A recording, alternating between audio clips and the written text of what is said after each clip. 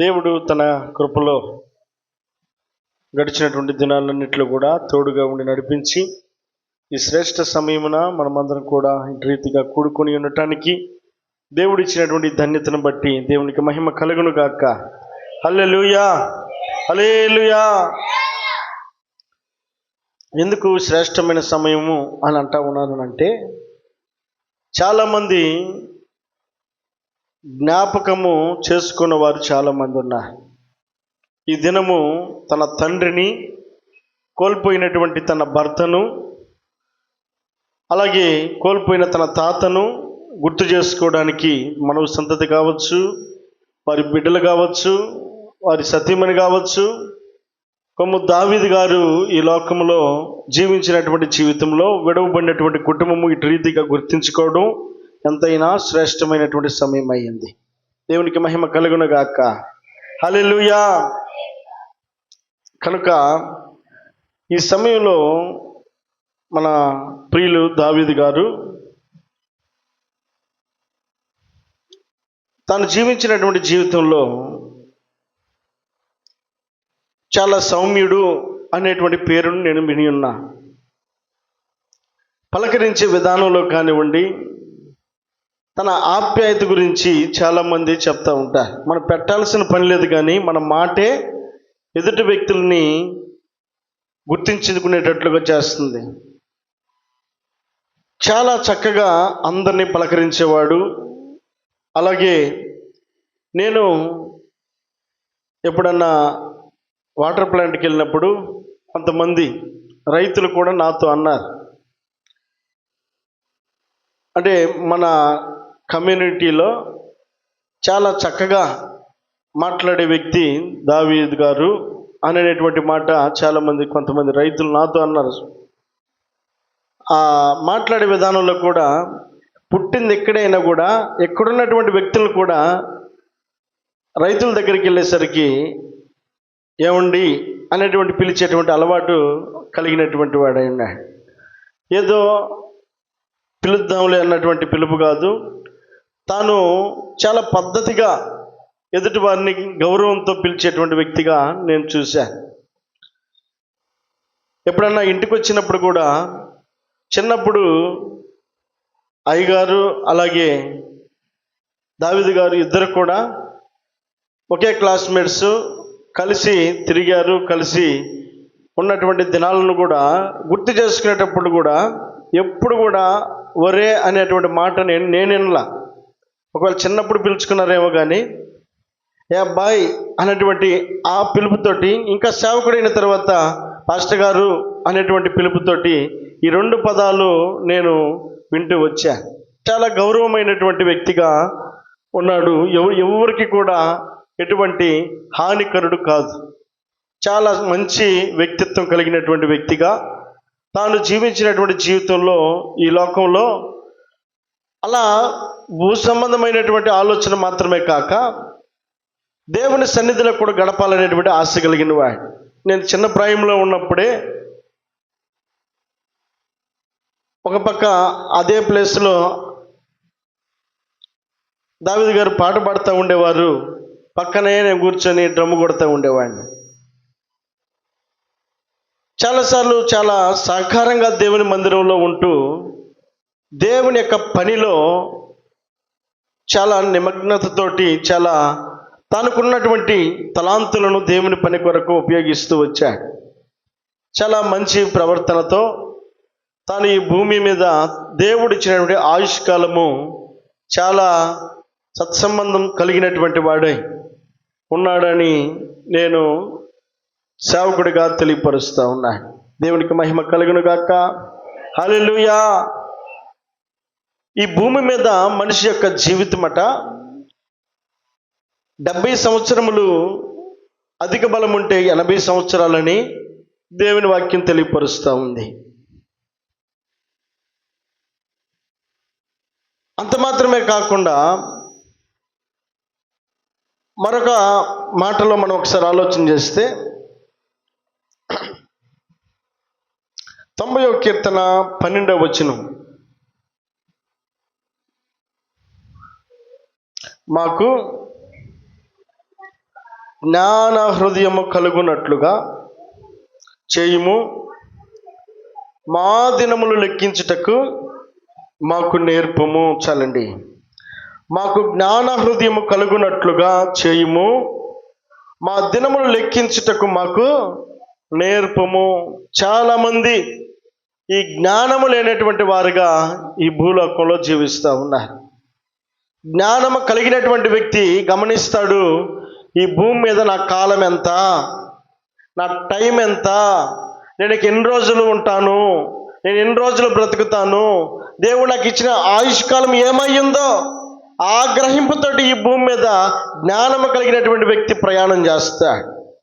అందుకే మోషే ప్రార్థన చేస్తూ మాట్లాడుతున్న మాట ఏమిటంటే, దేవా మాకు జ్ఞాన హృదయము కలుగునట్లుగా చేయుము అని అంటున్నాడు. ఏ జ్ఞానం కావాలి? దేవుని జ్ఞానం కావాలి.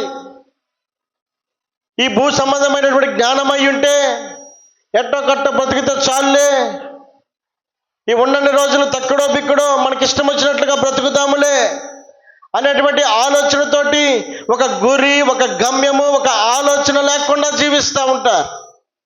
కానీ దేవుని ఎరిగినటువంటి వ్యక్తుల యొక్క ప్రయాణం ఎలాగుంటి ఉంటుందనంటే ఒక గురి కలిగినటువంటి ప్రయాణముగా మనం చూస్తూ ఉన్నాం. మోషే అంటాడు, దేవా మాకు జ్ఞాన హృదయం కలుగజేయి. ఏ జ్ఞానం కావాలి? పరసంబంధమైనటువంటి జ్ఞానం కావాలి. ఆ పరసంబంధమైన జ్ఞానం కలిగినటువంటి వ్యక్తి దేని గురించి ఆలోచన చేస్తాడు అని అంటే, ఇక్కడ ఈ భూమి మీద మా జీవిత కాలం ఇంకెంత అని గమనిస్తాడు. ఆలోచన కలిగిన వ్యక్తి బస్సు ఎన్ని గంటలకు వస్తుందో టైం చూసుకుంటూ ఉంటాడు. ఆలోచన లేని వ్యక్తి అరే రే రే రే బస్సు పోయిందే, అప్పుడు దాకా ఏం చేసావు, ఎటు చూసావు, ఏం చేస్తున్నావు? ఆలోచన కలిగి ఏం చేస్తాడు మనిషి? ఆలోచన ఉంటే నేను ప్రయాణం చేయాలి, పలానా టైంకి బస్సు వస్తుంది, పలానా సమయంకి నేను వెళ్ళాలి అనే ఆలోచన కలిగి ఉంటే ఒక పక్క టైం చూసుకుంటూ ఉంటారు, ఒక పక్క పని చేసుకుంటూ ఉంటారు. ఒక పక్క టైం చూసుకుంటూనే ఒక పక్క రెడీ అవుతూ ఉంటారు. ఒక పక్క టైం చూసుకుంటూనే సిద్ధపాటు కలిగి ఆ బస్సు ఎక్కుటకు వారు వెళ్ళాల్సిన స్థలం దగ్గరికి వెళ్ళి నిలబడి ఎదురు చూస్తూ ఉంటారు. దేవుడి స్తోత్రం చెల్లిద్దాం. హల్లెలూయా. భక్తుడు అంటాడు, దేవా మాకు జ్ఞాన హృదయము కలుగజేయము అని అన్నాడు. ఈ జ్ఞానాన్ని ప్రతి ఒక్కరు తెలుసుకోవాలని దేవుడు కోరుకుంటా ఉన్నాడు. ఈ భూమి మీద ప్రతి మనిషికి కూడా 70 సంవత్సరములు 80 సంవత్సరములని దేవుడు స్టేట్మెంట్ ఇచ్చాడు. కాబట్టి ఇక మనం ఎట్ట బ్రతికినా కూడా ఆ 70 80 ముందు మాత్రం మన పని ముగించబడదని అనుకోవడానికి లేదు. ఏ క్షణాన ఏ సమయమున దేవుని యొక్క పిలుపు ఉంటుందో తెలియదు మనకి. వాక్యం సెలవిస్తూ ఉంది 3వ వచనంలో, నీవు మనుషులను మంటికి మార్చుచున్నావు, నరులారా తిరిగి రండని. అదండి దేవుడు సెలవిస్తూ ఉన్నాడు. నరులారా తిరిగి రండి. దేవుడు పిలిచినప్పుడు మనం ఎన్ని పనులున్నా, ఎంత బిజీగా ఉన్నా తప్పకుండా అన్ని విడిచిపెట్టి వెళ్ళాల్సిందే. కనుక దేవుని వాక్యం సెలవిస్తూ ఉంది. భక్తుడు అంటున్న మాట ఏమిటంటే, దేవా మాకు జ్ఞాన హృదయము కలుగజేయి. ఎలాంటి జ్ఞానం కావాలని కోరుకుంటున్నాడు అని అంటే, మా దినములు లెక్కించుటకు మాకు నేర్పుము. మనిషి యొక్క మనుగడ ఎంతకాలం, మనిషి యొక్క జీవము ఎంతకాలం, మనిషి యొక్క ప్రయాణము ఎంతకాలం, మనిషి ఈ భూమి మీద ఇంకెంతకాలము జీవించగలుగుతాడు? అందుకే అక్కడ ఒక మాట మనం జ్ఞాపకం చేసుకున్నట్లయితే 39వ కీర్తన 4వ వచనం నుండి, 39వ కీర్తన 4వ వచనం నుండి, యెహోవా నా అంతము ఎట్లుండునది, నా దినముల ప్రమాణము ఎంతైనది నాకు తెలుపుము. ఎవరి మాట పలుకుతా ఉంది? భక్తుడైనటువంటి దావీదు పలుకుతా ఉన్నాడు. ఇందాకేమో మోషే మాట్లాడుతూ ఉన్నాడు. మోషే యొక్క ఆలోచన, దేవా మాకు మాకు జ్ఞాన హృదయం కలుగజేయి, మా దినముల యొక్క ప్రమాణం ఎంతో తెలుపు, మేము ఎంతకాలం ఈ భూమి మీద జీవిస్తామో మాకు తెలుపయ్యా అని కోరుతూ ఉంటే, అదే కీర్తనకారుడైనటువంటి దావీదు అంటాడు, దేవా మా అంతము ఎట్లుండనది, నా దినముల ప్రమాణము ఎంతైనది నాకు తెలుపయ్యా. దీని గురించినటువంటి ఆలోచన మనిషి కలిగి ఉండాలి. అన్నీ బాగానే ఉన్నాయి కదా అని అనుకుంటే సరిపోదు. మన ఆలోచన కూడా మనం ఏమై ఉన్నామో ఎరిగిన వారమై ఉండాలి. మనం ఏ పరిస్థితుల్లో ఉన్నామో మనం ఎరిగిన వారమై ఉండాలి. అందుకే దాని క్రింద వచనంలో దేవుడు తన మాటలను తెలియపరుస్తూ ఉన్నాడు, నా దినముల పరిమాణమును ఎంతంట, బెత్తెడంత చేసాడట. సంవత్సరాలు గడుస్తూ ఉన్నాయి, మీదటికి సంవత్సరాలు గడుస్తూ ఉండగా ఇక శాశ్వతంగా మనం ఈ భూమి మీద ఉంటామని అనుకోవడానికి లేదట. మనిషి యొక్క ఆలోచన ఎలాగుండాలి అంటే, ఇదిగో దేవుని యొక్క వాక్యం సెలవిస్తూ ఉంది, మన దినముల యొక్క ప్రమాణం ఎంతో మనం తెలుసుకొని ఉండాలి. మనం ఏమై ఉన్నామో తెలుసుకొని ఉండాలి. ఈ భూమి మీద మన యొక్క స్థానం ఏమై ఉందో తెలుసుకొని ఉండాలి. ఈ భూమి మీద మన యొక్క సమయం ఎంత అయిందో తెలుసుకొని ఉండాలి. దేవుడు చెప్తున్నటువంటి మాట, తన హృదయంలో దేవుడు పెట్టినటువంటి తలంపును భక్తుడు గుర్తించుకుంటా ఉన్నాడు. నా దినములో పరిమాణము నీవు బెత్తెడంతగా చేసి ఉన్నావు. బెత్తెడంత ఎంతసేపు? ఇంకేమంటాడు, నీ సన్నిధిని నా ఆయుష్కాలము లేనట్టే ఉన్నది. నువ్వు ఇచ్చినటువంటి ఆ బెత్తెడ కాలంలో, ఆ బెత్తెడి సమయంలో నీ సన్నిధిలో ఉన్నానన్న గ్రహింపు కూడా నాకు లేదు. అంటే ఎంతవరకు నేను ఉపయోగించుకోగలిగాను? ఆ దేవుడిచ్చినటువంటి ఆ బెత్తెడంత సమయంలో ఎంతవరకు దేవుని యొక్క సమయాన్ని నేను పొందుకోగలిగాను? ఎంతవరకు దేవునికి ఉపయోగకరంగా ఉండగలిగాను? ఎంతవరకు దేవునికి సమయం ఇవ్వగలుగుతా ఉన్నాను? ఎంతవరకు దేవునితో నేను సత్సంబంధం కలిగి ఉన్నాను? ఎంతవరకు నేను ఆయనతో సహవాసము చేయగలుగుతా ఉన్నాను? ఈ బెత్తడంతలోనే కుటుంబాన్ని చూసుకోవాలి, బిడ్డలను చూసుకోవాలి, సంపాదన చూసుకోవాలి, కూడబెట్టడం చూసుకోవాలి, క్షేమంగా ఉండాలని చూసుకోవాలి. ఇవన్నీ అయిపోయిన తర్వాత అప్పుడు దేవుడికి కుదిరితే సమయం ఇవ్వడం, లేకపోతే లేదు. కాబట్టి భక్తుని యొక్క హృదయంలో దాగినటువంటి ఆలోచన సుస్పష్టంగా అతడు ఒప్పుకుంటున్నాడు. ఈ బెత్తడి కాలంలో దాచిపెట్టుకోవడానికి అతడు ఇష్టపడడం లేదు. అంటాడు, దేవా, దానిపై ఇప్పుడు చదివిన మాట ఇంతకుముందు, నీ సన్నిధిని నా ఆయుష్కాలము లేనట్టే ఉందయ్యా. నేను చేసిన భక్తి కొంచెమే, నీకు ఇచ్చిన సమయం కొంచెమే, నీతో గడిపిన సమయం కొంచెమే. దాన్ని లెక్కలో వేసుకుంటే నా జీవితం బెత్తడంతే కనుక అయ్యి ఉంటే, నేను కుటుంబంతో గడిపినటువంటి సమయమును గుర్తించుకుంటే, నా ఇష్టానికి కొరకైనటువంటి సమయాన్ని నేను కనుక వెచ్చించి ఉంటే, నీ సన్నిధిలో అసలు లేనట్టే ఉందయ్యా. తాను ఒప్పుకుంటూ మాట్లాడుతున్నటువంటి మాట, దేవుడిచ్చినటువంటి ఆ బెత్తడంత ఆయుష్కాలములో దేవుని కొరకు అతడు సమయం ఇచ్చినట్లుగా అతనికి కనబడడం లేదట. మరి మన పరిస్థితి ఏంటి? దేవుడిచ్చినటువంటి ఆయుష్కాలంలో దేవుడు నీకు నాకు ఇచ్చినటువంటి ఈ జీవితంలో ఎంతవరకు మనము ఆయనకు సమయాన్ని ఇవ్వగలుగుతా ఉన్నాం? ఎంతవరకు ఆయనకు దగ్గరగా రాగలుగుతా ఉన్నాం? ఎంతవరకు ఆయనతో గడపడానికి ఇష్టపడతా ఉన్నాం? ఎంతవరకు మనము ఆయనతో కలిసి నడవడానికి ఇష్టపడతా ఉన్నాం? ఈ బెత్తడంత కాలంలోనే పెద్ద పెద్ద వరాలు, అవి పనికొచ్చేవి కాదు, పరలోకానికి తీసుకెళ్ళేవి కాదు. బెత్తిడంతలోనే దేవుని వాక్యం సెలవిస్తూ ఉంది.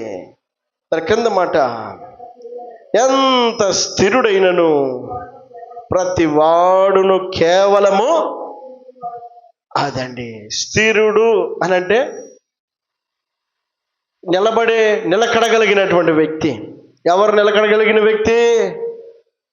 మనం అనుకుంటాం సహజంగా అన్ని సమృద్ధిగా ఉన్నటువంటి వ్యక్తి, ఆయనకేమిలే అని అనుకుంటాం. ఆయనకేమిలే కాదు, ఆయనైనా నువ్వైనా నేనైనా ఎవరైనా ఒకటే. దేవుని యొక్క పిలుపు, నరులారా తిరిగి రండి అని చెప్పని పిలిచినప్పుడు సన్నపు నార వస్త్రములు వేసుకున్నటువంటి వ్యక్తి భూలోకాన్ని విడిచిపెట్టేశాడు. అదే వ్యక్తి దగ్గర రొట్టె ముక్కలు ఏరుకొని బ్రతికినటువంటి లాజరు కూడా భూమిని విడిచిపెట్టేశాడు. దేవుని పిలుపుకు ఎవరు కూడా ఆటంకపరచడానికి లేదు. ఆయన పిలిస్తే ఎంత స్థిరుడైనను కేవలము వట్టి ఊపిరి వంటి వాడట, ఊపిరి వంటి వాడు. ఎవరిలైనా ఎంత స్థిరుడైనా అదే ఆయుష్, ఎంత స్థిరుడైనా అదే బలము, ఎంత స్థిరుడైనా అదే జ్ఞానము. నువ్వు ఎంత ఉన్నత స్థితిలో ఉన్నా నీ స్థానము కేవలము ఒట్టి ఊపిరితో సమానం. ఆ ఊపిరి కనుక ఆగిందనుకో దేవునికి నమస్కారం పెట్టడమే.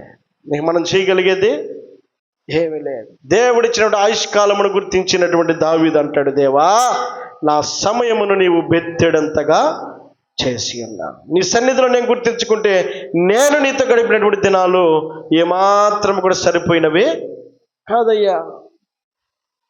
ఎంత స్థిరుడైనను కేవలము వట్టి ఊపిరి వంటి వాడు అని అంటా ఉన్నాడు. కాబట్టి పేరున్న వ్యక్తి అయినా పేరు లేని వ్యక్తి అయినా, గొప్పవాడైనా బలహీనుడైనా, అందము కలిగిన వ్యక్తి అయినా అందహీనుడైనా, ఎవరికైనాను కేవలము వట్టి ఊపిరితో సమానమని దేవుడు గుర్తిస్తా ఉన్నాయి. దీని స్తోత్రం చెల్లిద్దాం. హల్లెలూయా, హల్లెలూయా. మైకేల్ జాక్సన్ అండి ఒక వ్యక్తి, మంచి డాన్సర్ అట. ఈ భూలోకంలో అనేక మంది ఈ మైకేల్ జాక్సన్ అనేటువంటి వ్యక్తికి చాలామంది ఫాలోవర్స్ ఉన్నారు, చాలామంది వెంబడించేవారు ఉన్నారు. అతను చేసేటువంటి నృత్యాన్ని చూడాలని చాలామంది ఎదురు చూసేవారు ఉన్నారు. డబ్బులు ఖర్చు పెట్టి చాలా ధనాన్ని వెచ్చించి ఆయన ప్రోగ్రాలు చూసేటువంటి ఫాలోవర్స్ ఉన్నారు. ఈ భూమి మీద అతడు గొప్పవాడుగా పేరు పొందాడు. తాను స్థిరుడైన తర్వాత, అంతా సంపాదించిన తర్వాత, పేరు వచ్చిన తర్వాత, ప్రఖ్యాతి వచ్చిన తర్వాత, అందరికంటే గొప్పవాడని పిలువబడిన తర్వాత తాను చేసిన ఆలోచన ఏమిటంటే, ఎవరెవరైతే స్పెషలిస్టులు ఉన్నారో, కన్నుకి స్పెషలిస్ట్ ఎవరో, హార్ట్కి స్పెషలిస్ట్ ఎవరో, లేకపోతే నరాలకు స్పెషలిస్ట్ ఎవరో, లేకపోతే ఎముకలకు స్పెషలిస్ట్ ఎవరో, ప్రతి అవయవ భాగానికి ఎంతమంది స్పెషలిస్టులు ఉన్నారో వాళ్ళందరికీ కూడా నెల నెల జీతం ఇస్తూ వారందరినీ కూడా తన దగ్గరే రూములు ఏర్పాటు చేసి తన దగ్గరే వారు ఉండేటట్టుగా ఏ క్షణానైనా సరే అతనికి చిన్న నల్ల చూస్తే ఇక అది లేకుండా చేయాలని వారందరినీ కూడా పెట్టుకొని ఉన్నాడు. తన ఉద్దేశం ఏంటంటే ఇక నేను శాశ్వతంగా ఉండాలని. తన ముఖం ముడతలు పడకూడదట, తన ముఖం ఏం మచ్చగా కనపడకూడదు, అలాగే తన శరీరంలో ఏ అనారోగ్యం రాకూడదు. అంత డాక్టర్ల యొక్క లిస్ట్ అంతా కూడా తన దగ్గరే ఉంది. తన దగ్గరే వారు నివాసం చేస్తున్నారు. తనకు కలిగేటువంటి చిన్న ప్రాబ్లం కూడా సాల్వ్ చేయడానికి వారు ఎప్పుడెప్పుడా అని చెప్పని ఎదురు చూస్తూ ఉన్నారు. ఇంత పకడ్బందీగా ఉన్నటువంటి వ్యక్తి ఆయన కూడా చనిపోయాడు. ఆ చావును ఆపటానికి డాక్టర్ల వల్ల కాలేదు. దీని స్తోత్రం చెల్లిద్దాం. హల్లెలూయా. ఈ భూమి మీద నీవైనా నేనైనా ఎవరమైనాను దేవుడిచ్చినటువంటి ఆయుష్కాలము బెత్తిడంత అయి ఉంటే ఆ బెత్తిడంతలో నీవు నేను సమయం దేవునికి ఎంతవరకు ఇవ్వగలుగుతా ఉన్నాం, ఎంతవరకు దేవునితో మనం గడపగలుగుతా ఉన్నాం అనేది చాలా ప్రాముఖ్యతతో కూడుకున్నదయ్యింది. అందుకే దేవుని వాక్యంలో తన క్రింద మాటలు అంటాడు కదా, మనుషులు వట్టి నీడ వంటి వారై తిరుగులాడుదురు, వారి తొందరపాటు గాలికే కదా. ఇప్పుడు గాలికి బట్టలు బయట ఆరేసాం అనుకోండి, అవి ఆడుకో వెళ్ళిపోవాలన్నట్టుగా ఆడుతూ ఉంటాయి, గాలి కదులుతూ ఉంటాయి. అది ఎంత తొందరపడినా అది కేవలము గాలికే కదా. ఎక్కడికి పోద్ది అది? ఏం చేయగలుగుతుంది? దండానికి ఆరేసినటువంటి బట్టలు గాలి కదులుతా ఉన్నాయి అనుకోండి, అది అక్కడే ఉంటుంది, ఎక్కడికి పోదు. మనిషి యొక్క ప్రయాణం ఎలాగుంటుంది అంటే చాలా తొందరపడుతూ ఉంటాడట. అది చేయాలి, ఇది చేయాలి, అలా ఉండాలి, ఇలా ఉండాలని చెప్పానని ఎంత ప్రయాణం చేసినా కానీ నర్లరా తిరిగి రండి అనగలని 2 చేతుల పైకి ఎత్తి, ఇక మన వల్ల కుదురుతుందా? మన స్పీడ్గానే ఉంటుందా? మన ప్రయాణంలో ఇంకా ఏం ఆటంకం ఉండదా?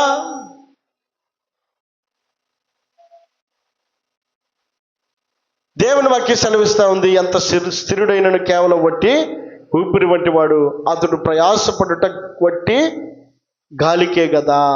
మనం ఎంత తొందరపడినా కూడా అది గాలితో పోల్చాడు ఆయన.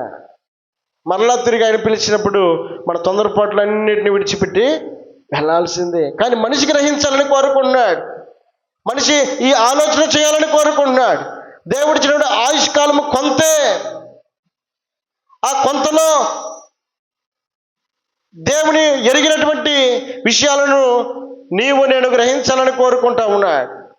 దేవుడు మనకు తెలియపరుస్తున్న మాటలు మనం గ్రహించాలని కోరుకుంటా ఉన్నాడు.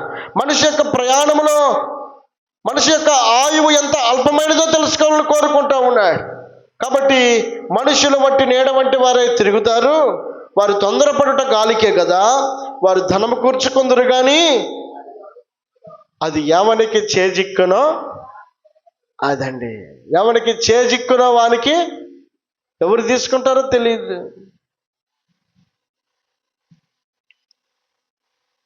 మనం ఎంత బంగారాన్ని మెడలో వేసుకొని పడుకున్నా చనిపోయారని తెలియగానే అవి కుటుంబ సభ్యులు లాగేసుకుంటారు. సహజంగా లోకంలో జరిగేదే. ఎందుకనంటే మనం మళ్ళా తిరిగి మట్టిలోకి వెళ్ళిపోయేవారు, అంటే మనం మట్టిలోకి వెళ్ళిపోయేటువంటి వారం అయినప్పటికీ మనల్ని పూడ్చిపెట్టడానికైనా లేదా మనము అక్కడ లేకుండా ఉండటానికైనా ఇష్టపడతాం. కానీ మన దగ్గర ఉన్నటువంటి డబ్బు కానీ ధనం కానీ బంగారం కానీ ఇది మాత్రం తీసుకెళ్ళి బీరువాలో దాచిపెడతాం. ఈ భూమి మీద మన యొక్క జీవం ఏ పాటిది, మన విలువ ఏ పాటిది?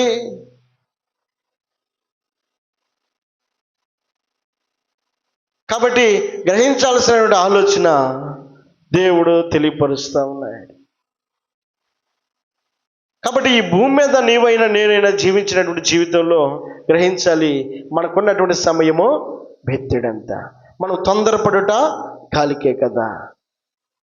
ఈ ఆలోచన కలిగినటువంటి వారమై ఉండాలి. కాబట్టి ఈ గ్రహింపుతోటి నీవు నేను ప్రయాణించగలుగుతూ ఉన్నప్పుడు పరలోకమును గురించినటువంటి ఆలోచన మనకు గుర్తొస్తూ ఉంటుంది. ఈ భూ సంబంధమైనటువంటి వాటి మీద మనం మమకారం చూపే కొలది పరలోకంలో ఉన్నటువంటి ఆలోచన అంతా కూడా వెనక్కి వెళ్ళిపోతుంది. ఎప్పుడైతే మనము మన ప్రయాస కావచ్చు, మనం చేసే ప్రతి ప్రయాణము కావచ్చు, ప్రతిదీ కూడా ఇది కేవలము బట్టి ఊపిరితో సమానమై ఉన్నదని ఎరిగినప్పుడు మనం చేయాల్సిన ఆలోచన దేవుడు మన కొరకై సిద్ధపరిచిన ఆలోచన మనం గమనించాల్సిన వారమై ఉన్నాం. అందుకే 2 కొరింథీయులకు రాసిన పత్రికలో భక్తుడు ఒక మాట జ్ఞాపకం చేస్తాడు. 2 కొరింథీయులకు రాసిన పత్రిక 5వ అధ్యాయము 1వ వచనం, భూమి మీద మన గుడారమైన ఈ నివాసము శిథిలమైపోయినను చేతి పని కాక దేవుని చేత కట్టబడినదియు నిత్యమైనదియునైన నివాసము పరలోకమందు మనకున్నదని ఎరుగుదము. ఇక్కడ మనకు ఇల్లు ఎలాంటిది ఉన్నప్పటికీ పరలోకంలో మన కొరకు ఒక ఇల్లు ఉందన్నటువంటి గ్రహింపు చాలామంది గమనించడం లేదు, చాలామంది దాన్ని పట్టించుకోవడం లేదు. ఆ గృహంలోకి ప్రవేశించాలన్న తలంపును చాలామంది విడిచిపెట్టేస్తా ఉన్నారు. ఆ గృహంలోకి ప్రవేశించాలన్న తపన చాలా మందిలో కనబడడం లేదు. దేవుని వాక్యం సెలవిస్తూ ఉంది, భూమి మీద మన గుడారమైన ఈ నివాసము శిథిలమైపోయినను చేతి పని కాక దేవుని చేత కట్టబడినదైన నిత్యమైన నివాసము పరలోకమందు మనకు అదండి. భూమి మీద మనకున్నటువంటి ఈ నివాసము అని అంటున్నాడు. ఈ నివాసము మన శరీరాన్ని కప్పుకొని లోపల ఉన్నటువంటి ఆత్మచేత మనం నడిపించబడతా ఉన్నాం. నరుని యొక్క నాసికారంధ్రంలో దేవుడు జీవాయువును వదగా అతడు జీవాత్మాయను అక్కడి నుంచి అతడు కదలటం ప్రారంభించాడు. ఆ జీవము గనక బయటకు వచ్చేసిందనుకో మనిషి చచ్చినటువంటి వ్యక్తిగా మారిపోతాడు. ఈ చనిపోయినటువంటి ఈ వ్యక్తి భూమిలో పాతి పెట్టబడతాడు. అయితే గ్రహించాల్సిన ఆలోచన ఏమిటంటే భూమి మీద గుడారం మన గుడారమైన ఈ నివాసము ఒకానొక రోజు శిథిలమై పోతుంది కాదు. అలాగే ఉంటుందా? ఎంతమంది చనిపోలేదు, ఎంతమంది యొక్క శరీరాలు మట్టిలో కలిసిపోలేదు, వారు పెట్టినట్టే ఉన్నారా? ఇది శిథిలమైపోతుంది ఒకరోజు. దేవుడు పిలిచినప్పుడు ఆ శరీరము శిథిలమైపోయినప్పటికీ ఆ శరీరముతో మన జీవము కలిగి ఉన్నప్పుడు మనం గ్రహించాల్సిన ఆలోచన ఏమిటంటే ఇది ఒకానొక రోజు శిథిలమై పోతుంది. కాబట్టి ఇప్పుడు ఏం చేయాలి? చేతి పని కాక దేవుని చేత కట్టబడినదియునైనా నిత్యమైనదియునైనా నివాసము పరలోకమందు ఆ గ్రహింపు కలిగి ఉండాలి. పరలోకంలో నా కోసం ఒక నివాసం ఉంది అని గ్రహించాలి. అక్కడ నా కొరకు ఒక పట్టణం ఉంది, నా కొరకు ఒక గృహం ఉంది.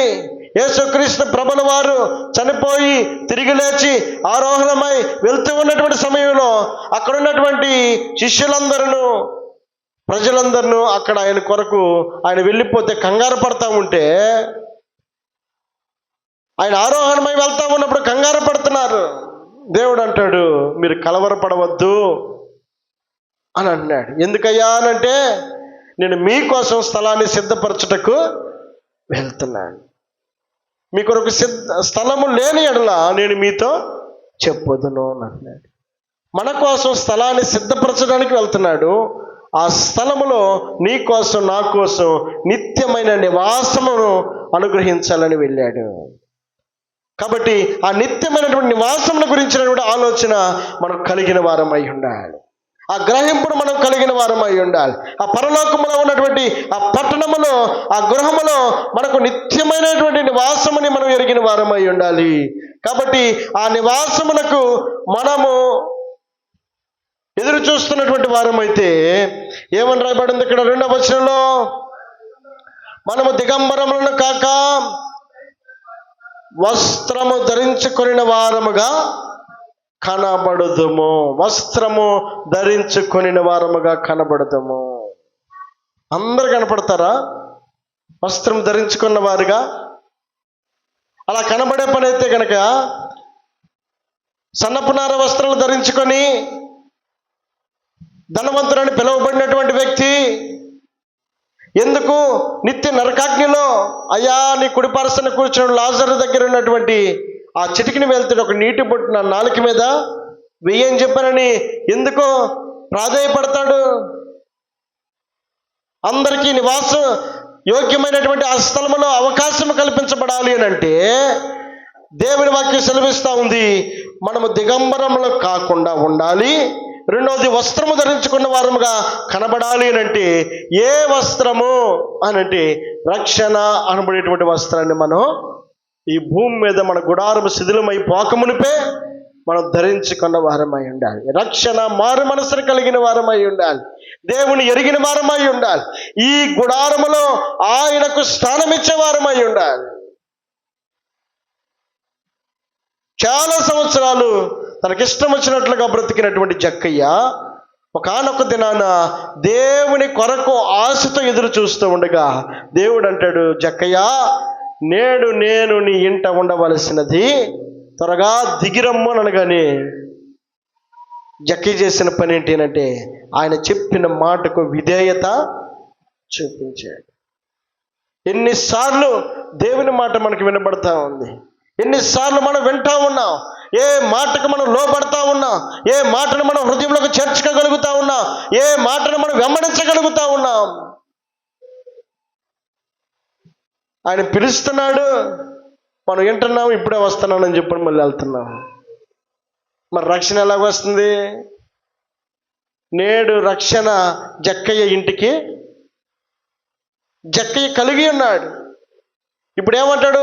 ఆ రక్షణ కలిగిన వ్యక్తి మారు మనసుతో ఇప్పుడు అంటాడు, దేవా, నేను చేసిన తప్పిదములన్నీ నేను గ్రహించి ఉన్నాను కనుక నేను ఎవరి దగ్గర అయితే అదనంగా డబ్బులు తీసుకున్నానో వారందరికీ 4 నేను రక్షణ కలిగి ఉన్నాడు కనుక తన ప్రవర్తనలో మార్పు వచ్చేసింది. మనం మార్పు లేని వారముగా మనం జీవిస్తూ ఉన్నట్లయితే ఆ రక్షణను మనము ఆస్వాదించడం లేదు, ఆ రక్షణ కొరకైనటువంటి తపన మనలో కనబడడం లేదు. కనుక దేవుడిచ్చినటువంటి ఆ బెత్తెడంత ఆయుష్కాలములో, నీడ వంటి జీవితములో, నీటి బుడగ వంటి జీవితములో, సాగిపోయే నీడ వంటి జీవితంలో, రాలిపోయే గడ్డి పువ్వు వంటి జీవితంలో ఎంతవరకు మనము ఆయన కొరకు మనం లోబడగలుగుతా ఉన్నాం, ఆయన మాటకు మనం ప్రాధాన్యత ఇవ్వగలుగుతా ఉన్నాం. ఈ మాటలు మేము విన్నాంలే, చాలా రోజుల నుంచి మీ నాన్న దగ్గర నుంచి అంటున్నాం, చాలు అని చెప్పని అనుకోగాకండి. ఈ మాటలు మనకు జీవపు ఊట వంటివండి. నా మాటలు కాదు, దేవుడు ఇస్తున్న మాటలు ఇవి, దేవుడు పలుకుతున్న మాటలు. ఎంతోమంది ఈ మాటలు విని వారి జీవితాలను మార్చుకొని దేవుని కొరకైనటువంటి గొప్ప జీవితాన్ని వారు జీవిస్తూ ఉన్నారు. ఎంతోమంది దగ్గరగా లేదా మనకు దొరికేటువంటిది ఏది కూడా మనం ఆశతో ఆతృతతో తీసుకోం. మా ఇంటి దగ్గర జాంకాయలు ఉన్నాయి, పక్కన వాళ్ళు వచ్చి చాలాసార్లు కోసుకొని వెళ్తూ ఉంటారు, కానీ నాకేమనిపించింది, తినచ్చలే అని అనుకుని నేను సింపుల్గా లైట్గా తీసుకుంటూ ఉంటా. ఒకవేళ అది తిరగపోవచ్చేమో, దేవుని మాటలని మనం నిర్లక్ష్యం పెట్టుకుంటే, దేవుని మాటలు కనుక మనం కనుక శ్రద్ధతో వాటిని కనుక స్వాధీనపరచుకొనుకుంటే నష్టపోయేది మనమే. కాబట్టి దేవుని ఒక వాక్యం సెలవిస్తూ ఉంది, మనము దిగంబరములుగా కాకుండా ఉండాలి అనంటే, ఒకప్పుడు దిగంబరులయ్యారు, మాట విననటువంటి ఆదాము హవ్వలు. ఇప్పుడు మనం దిగంబరులము కాకుండా ఉండాలి అని అంటే ఏం చేయాలి? రక్షణ అనబడేటువంటి వస్త్రాన్ని మనం ధరించుకునే వారమై ఉండాలి. ఆ మాత్రమే కాకుండా ఇంకేమంటాడు? కాబట్టి పరలోకము నుండి వచ్చు మనం నివాసము దీనిపైన ధరించు కొన అపేక్షించు. అదండి దేవుడిచ్చేటువంటి నివాసములో అడుగు పెట్టడానికి, దేవుడిచ్చేటువంటి ఆ నివాసమును మనం స్వాధీనపరచుకోవడానికి ఈ గుడారములో మనము మూలుగుతా ఉన్నాం. ఈ గుడారాన్ని తగిలించుకొని కష్టాల గుండా, శ్రమల గుండా, ఏడుపుల గుండా ప్రయాణాలు చేస్తూ ఒకవేళ ఉన్నప్పటికీ మన ఆలోచన పరలోకములో ఉన్నటువంటి నివాసము కొరకనై ఉండగలిగితే అది మనకు దీవెనకరంగా ఉండగలుగుతుంది. కాబట్టి ఇక్కడ ఇంకొక మాట మనం జ్ఞాపకం చేసుకుందాం. 7వ వచనంలో, ఈ దేహములో నివసించుచున్నంత కాలము ప్రభువునకు దూరముగా ఉన్నామని ఎరిగియుండియు ఎల్లప్పుడూ ధైర్యము గలవారమై ఉన్నాము. ఇట్లు ధైర్యము కలిగి ఈ దేహమును విడిచిపెట్టి ప్రభువునందు నివసించుటకు ఇష్టపడుచున్నాము. చాలండి. ఈ దేహంలో నివసించుచున్నంత కాలము ప్రభువునకు, ఈ భూమి మీద మనం ఇదే జీవాన్ని ఇదే శరీరంతో మనం కప్పుకున్నంత కాలం పరలోకం అక్కడే ఉంటుంది, మనము ఇక్కడే ఉంటాం. ఎప్పుడైతే శరీరము నుండి ఆత్మ వేరైపోతుందో అప్పుడు ఆయనకు దగ్గరగా వెళ్తాం, ఈ శరీరము దూరంగానే ఉంటుంది. ఈ ఆలోచన కలిగి దేవుని వాక్యం సెలవుస్తుంది, ఎల్లప్పుడూ ధైర్యము గలవారమై ఉన్నాము. ప్రభువునకు దూరముగా ఉన్నాం. ఈ దేహంలో నివసించుచున్నంత కాలము ప్రభువుకు దూరముగా ఉన్నామని ఎరిగియుండియు ఎల్లప్పుడూ ధైర్యము కలిగి ఉన్నాము. ఇట్లు ధైర్యము కలిగి ఈ దేహమును విడిచిపెట్టి ప్రభువునంత నివసించుటకు, అదండి ఎప్పుడెప్పుడా అని చెప్పనని ఎదురు చూస్తున్నారట. ఈ దేహమును విడిచిపెట్టి ఎప్పుడు ఆయనకి దగ్గరికి వెళ్ళాలా అని చెప్పనని భక్తి కలిగినటువంటి వ్యక్తులు వారి యొక్క ఆలోచన, ఆశ పైన ఉన్నటువంటి పరలోకములో ఉన్నటువంటి నివాసము కొరకైనటువంటి తృష్ణతో వారు ముందుకు కొనసాగుతూ ఉన్నారు. కనుక మరి దాని క్రింద వచ్చిన ఏమంటాడు, కావున దేహమందునను దేహమును విడిచినను ఆయనకి ఇష్టమై ఉండవల్లని మిగులు అపేక్షించుచున్నాము.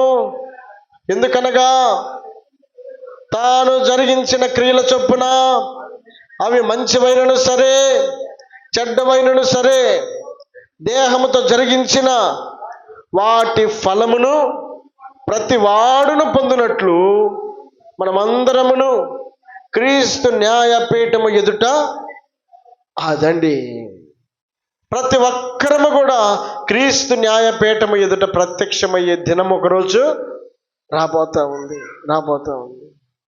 ఇక్కడ మన ఇంట్లో చలామణైనట్టు కాదు. మన మాటకి కుటుంబ సభ్యులంతా కూడా గడగడగడగడలాడచ్చు. కుటుంబ సభ్యులందరూ కూడా ఆ మాటకు వాల్యూ ఇవ్వచ్చు, ఇష్టం ఉన్నా లేకపోయినా. కానీ దేవుని వాక్యం సెలవిస్తూ ఉంది, దేహమందునను దేహమును విడిచినను ఆయనకి ఇష్టమై ఉండవల్లని మిగుల అపేక్షించుచున్నాను. ఎవరికి ఇష్టంగా ఉండాలి? దేవునికి ఇష్టంగా ఉండాలి. మనకు నచ్చినట్లుగా కాదు, దేవునికి ఇష్టమైనట్లుగా ఉండాలి. ఆయనకి ఇష్టమైనట్లుగా ఉంటే తాను జరిగించిన క్రియల చొప్పున అవి మంచివైనను సరే చెడ్డవైనను సరే దేహముతో జరిగించిన వాటి ఫలమును ప్రతివాడు, అదండి ఈ దేహముతో ఉన్నాము కనుక ఈ దేహముతో మనము చేసిన పని మనకు ప్రతిఫలాన్ని ఇచ్చేదయ్యింది. అది మంచిదైనా చెడ్డదైనా. మనం చెడ్డ పని చేస్తే చెడ్డ వాటిని మనం పొందుకుంటాం, మనం మంచి పని చేస్తే మంచి వాటిని మనం పొందుకుంటాం. మనం ఎలాంటి క్రియలు చేస్తామో అలాంటి ఫలాలను దేవుడు మనకు అనుగ్రహిస్తాడు. అందుకే ఆయన అంటాడు, తాను జరిగించినటువంటి క్రియల చొప్పున అవి మంచివైనను సరే చెడ్డవైనను సరే దేహముతో జరిగించిన వాటి ఫలములను ప్రతివాడు పొందాల్సిందే.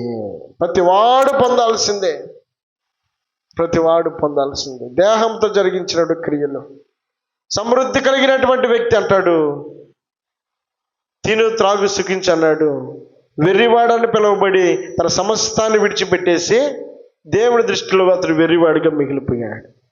ధనవంతుడు అనుకున్నాడు, సన్నపునార వస్త్రము ఈ భూమి మీద బతికి అలాగే గొప్ప పేరు కలిగినటువంటి వాడుగా, సంపద కలిగిన వాడుగా, ఆస్తి కలిగినటువంటి వాడుగా బ్రతికితే సరిపోద్దులే, ఈ గౌరవమే అక్కడ దొరుకుతుంది అనుకున్నాడేమో, ఈ ఘనతే అక్కడ దొరుకుతుంది అనుకున్నాడేమో.